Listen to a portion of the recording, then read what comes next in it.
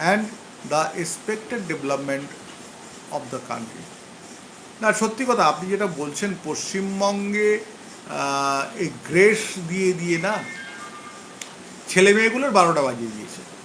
পশ্চিমবাংলায় একেবারে পরিষ্কার কথা, গ্রেস দিয়ে ছেলে মেয়েগুলোর 12টা বাজিয়ে দিয়েছে। তারা কি করে, তারা ওই মানে বলে দেয়, একেবারে মমতা বন্দ্যোপাধ্যায় তো অনেকবারই মঞ্চ থেকে বলেছেন পাস করিয়ে দাও।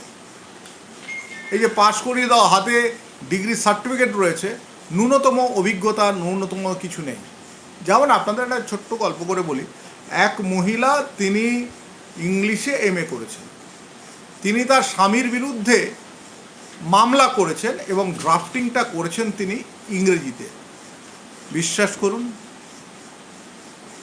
মানে একটি বাচ্চা ছেলেও পর্যন্ত তার থেকে সঠিক ইংরেজি লেখে, মানে এমনভাবে তিনি লিখেছেন, মানে তিনি গ্রেস দিয়ে পাস করেছেন।